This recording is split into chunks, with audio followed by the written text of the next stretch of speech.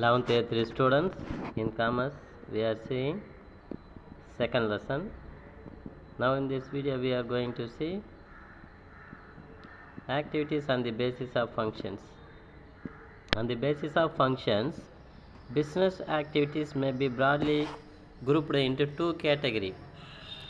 On the basis of functions, business activities, இந்த ஃபங்க்ஷன்ஸில் பார்த்தீங்கன்னா business activities, இந்த வியாபார செயல்பாடுகளை பார்த்தீங்கன்னா ரெண்டு வகையாக பிரிச்சிருக்கிறாங்க.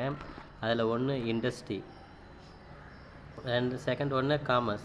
இண்டஸ்ட்ரின்னு என்னன்னு பார்த்தீங்கன்னா ஒரு பொருளை முழுமையான வடிவத்தில் உற்பத்தி செஞ்சு கொடுக்கக்கூடியது.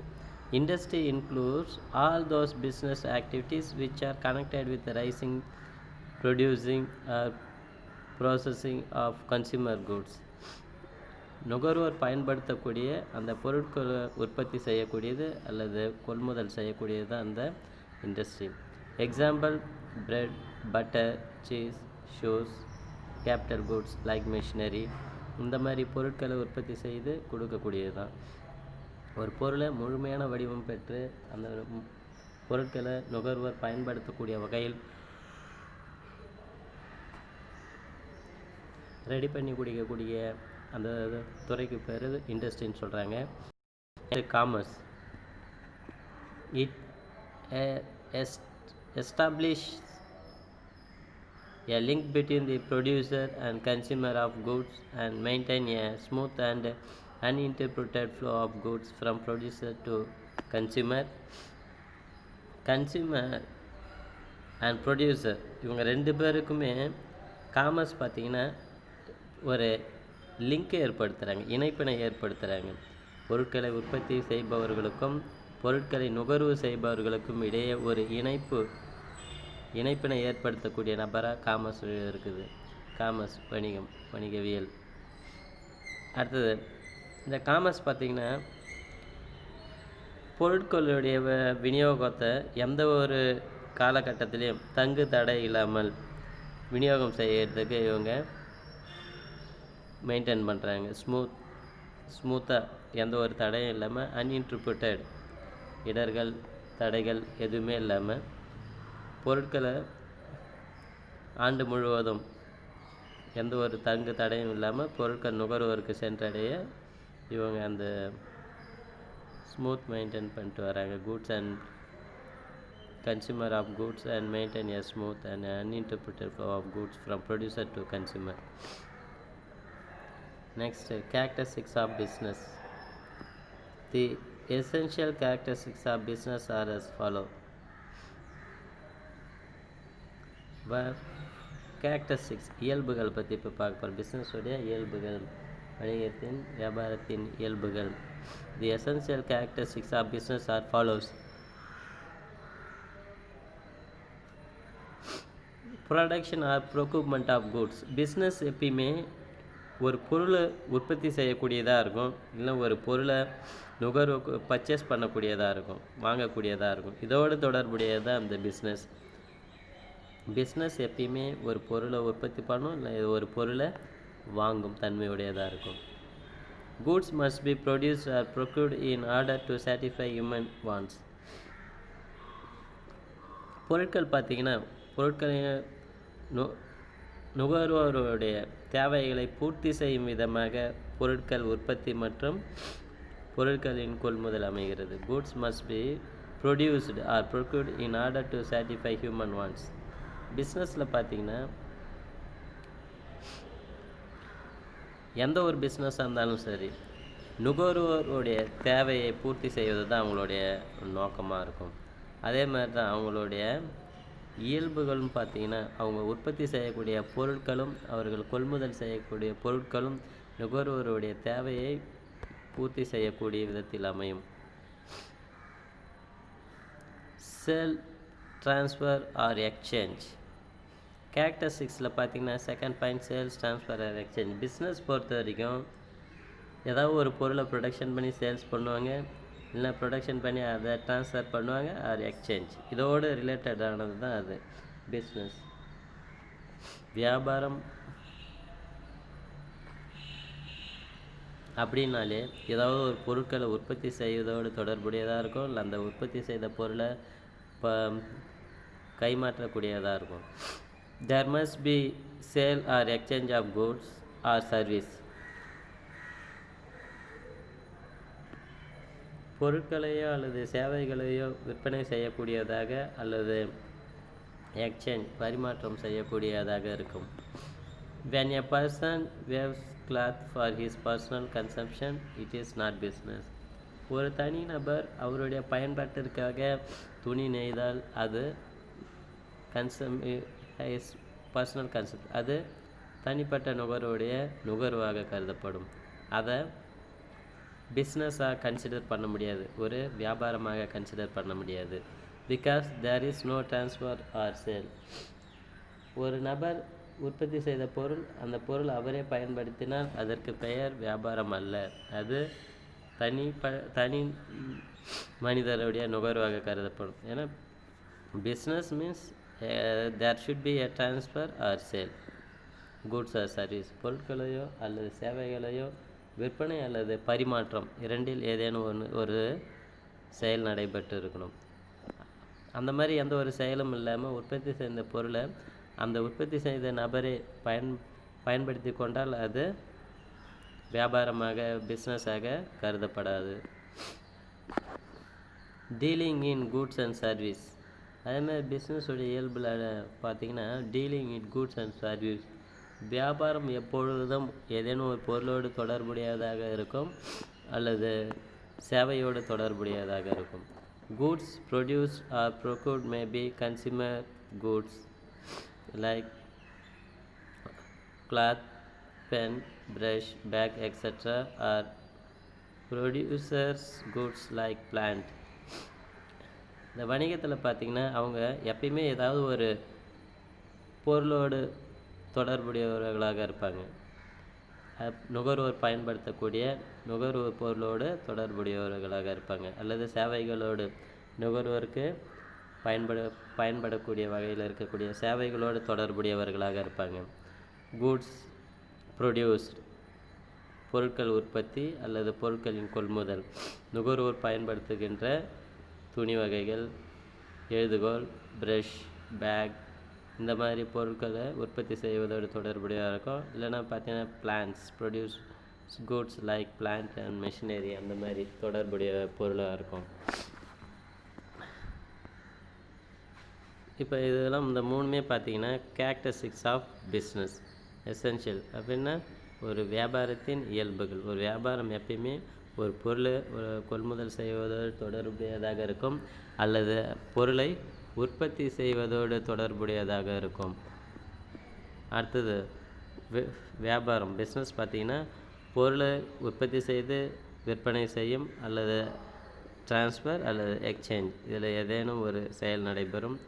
எப்பொழுதும் பார்த்திங்கன்னா இந்த பிஸ்னஸ் ஏதேனும் ஒரு பொருளோடு அல்லது சேவையோடு தொடர்புடையதாக இருக்கும்.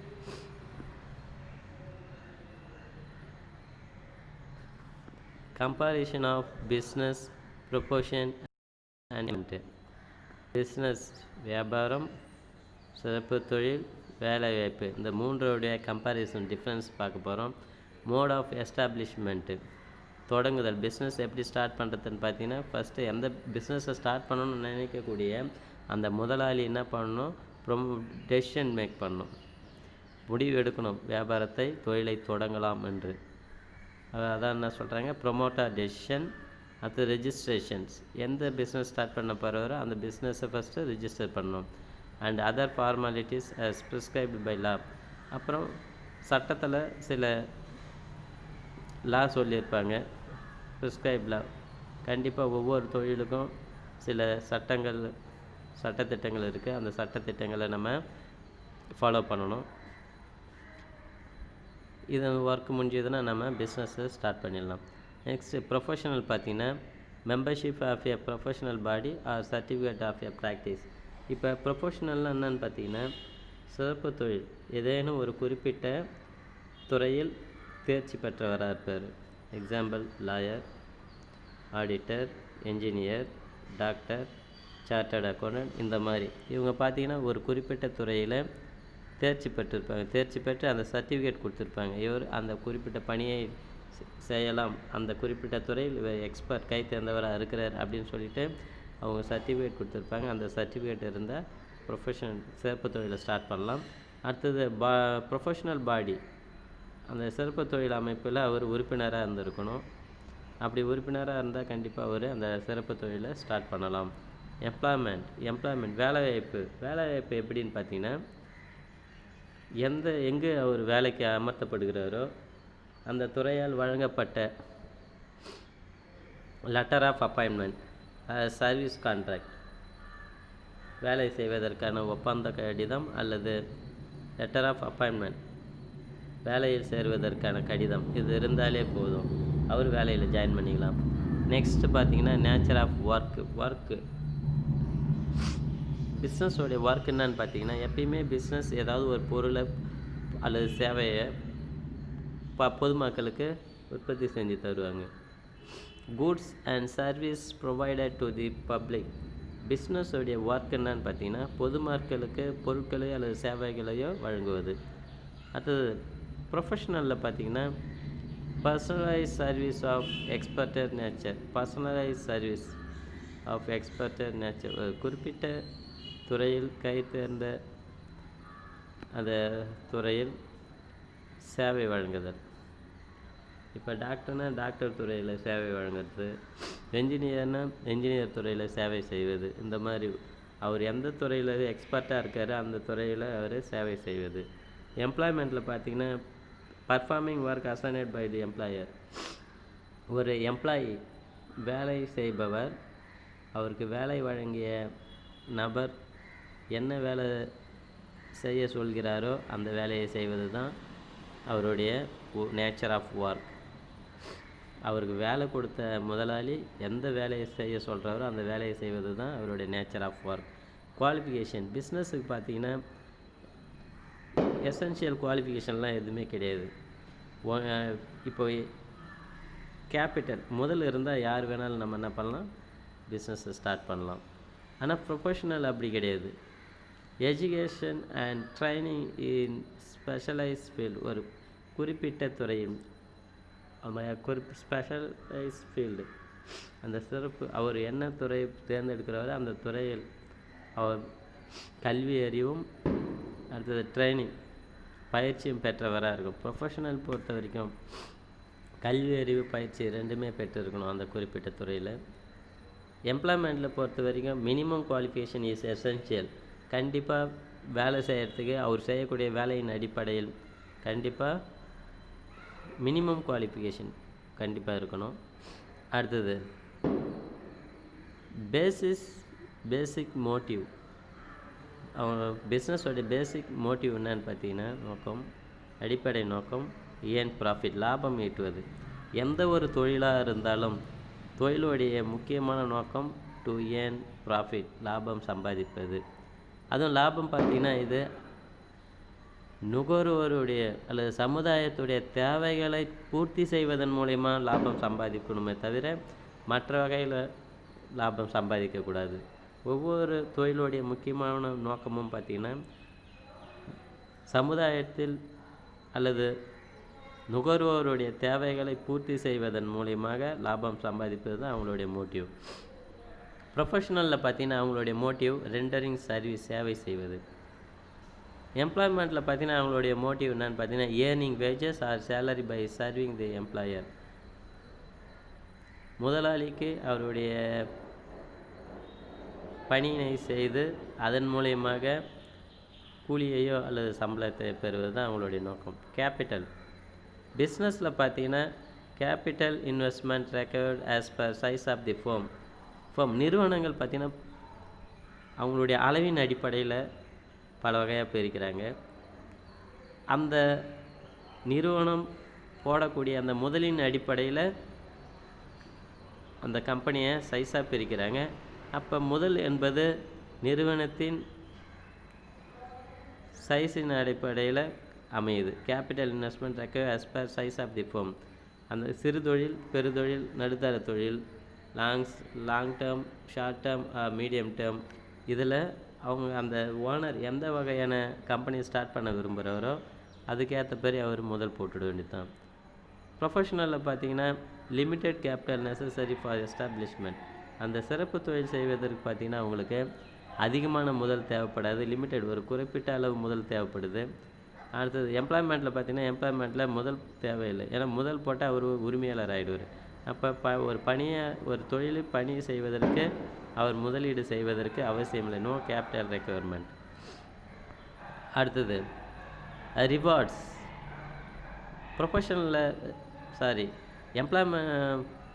பிஸ்னஸில் பார்த்தீங்கன்னா ரிவார்ட்ஸ், ப்ராஃபிட் தான் அவங்களுடைய ரிவார்ட்ஸ்.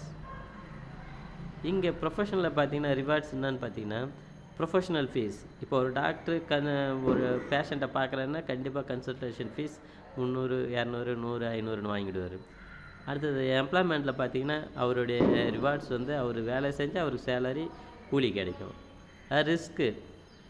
பிஸ்னஸில் ப்ராஃபிட் அன்சர்டைன் அண்ட் இர்ரெகுலர். ப்ராஃபிட்ன்றது நிலையானது இல்லை, அடிக்கடி நிகழக்கூடியதில்லை. அன்சர்டைன். எப்போ வேணாலும் ப்ராஃபிட் வரலாம், எப்போ வேணாலும் லாஸ் வரலாம், எது வேணாலும் நடக்கலாம். பட் ப்ரொஃபஷனில் பார்த்தீங்கன்னா fees is regular and certain, never negative. எதிர்மறை தன்மையே கிடையாது. எந்த ஒரு ப்ரொஃபஷனல் பர்சனலும் ஓசில் எந்த ஒரு ஒர்க்கையும் செய்ய மாட்டாங்க, கண்டிப்பாக அவங்க செய்யக்கூடிய அந்த வேலைக்கு ஃபீஸ் வாங்கிக்குவாங்க. Fixed and regular pay, no risk. எம்ப்ளாய்மெண்ட்டில் பார்த்தீங்கன்னா ரிஸ்க்லாம் கிடையாது, ஃபிக்ஸ்டு சேலரி கண்டிப்பாக, ரெகுலர் பே கண்டிக்கும். மாதம் இல்லை ஒரு அன்றாடம் கண்டிப்பாக அவர் செய்யக்கூடிய அந்த வேலைக்கு ஊதியம் கூலி கிடைச்சிடும். Transfer of interest. பிஸ்னஸில் பார்த்தீங்கன்னா transfer possible with some formalities. சில சட்டத்திட்டங்களுக்கு உட்பட்டு உரிமை மாற்றம் செய்யலாம். அது ப்ரொஃபஷனல் பார்த்தீங்கன்னா அந்த மாதிரி நாட் பாசிபிள், உரிமை மாற்றம் செய்ய முடியாது. இப்போ ஒரு டாக்டர் போய் இன்றைக்கி அவர் கொஞ்சம் ஒர்க் இருந்தால் வேறு ஒரு நபர்கிட்ட போயிட்டு இன்றைக்கி எனக்கு கொஞ்சம் ஒர்க் இருக்குது, என் வேலையை நீ பாருங்கன்னு சொல்லிட்டு சொல்ல முடியாது. ஆனால் பிஸ்னஸில் பண்ணிவிட்டு அந்த மாதிரி சொல்லலாம், என் ஒர்க்கை கொஞ்சம் பார்த்துருங்கன்னு சொல்லிட்டு போகலாம், இல்லை அந்த பிஸ்னஸை ட்ரான்ஸ்ஃபர் பண்ணிட்டு கூட போகலாம். ஆனால் ப்ரொஃபஷனலில் பார்த்தீங்கன்னா அந்த மாதிரி ட்ரான்ஸ்ஃபர் பண்ண முடியாது. ஏன்னா அந்த சிறப்பு தொழில் சம்மந்தமான கல்வி அறிவு அனுபவம் பெற்ற பயிற்சி பெற்ற நபர்கள் மட்டும்தான் அதை செய்ய முடியுமே தவிர வேறொரு நபரிடம் அப்படி நம்ம ட்ரான்ஸ்ஃபர் பண்ண முடியாது, நாட் பாசிபிள். அடுத்தது எம்ப்ளாய்மெண்ட்டில் பார்த்தீங்கன்னா நாட் ட்ரான்ஸ்ஃபரபிள். ஒரு துறைக்கு ஒரு வேலைக்கு எந்த நபர் பணியமர்த்தப்பட்டாரோ அந்த வேலையை அந்த நபர் மட்டுமே செய்ய முடியுமே தவிர வேறு ஒரு நபரும் செய்ய வாய்ப்பில்லை. அது கோட் ஆஃப் எத்திக்ஸு. பிஸ்னஸில் பார்த்தீங்கன்னா no specific code of conduct, moral and ethical dealing only. Professional பார்த்தீங்கன்னா ப்ரொஃபஷனல் கோட் ஆஃப் எத்திக்ஸ் உண்டு, நெறிமுறைகள். அடுத்து எம்ப்ளாய்மெண்ட்டில் பார்த்தீங்கன்னா rules and regulation of the employing organization. கண்டிப்பாக ஆர்கனைசேஷனில் பார்த்தீங்கன்னா எம்ப்ளாயியில் ரூல்ஸ் அண்ட் ரெகுலேஷன் இருக்குது. இப்போ நெக்ஸ்ட் வீடியோவில் நம்ம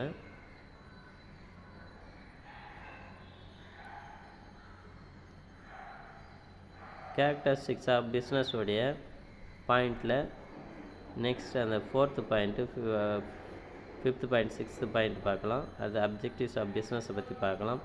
தேங்க்யூ ஸ்டூடெண்ட்.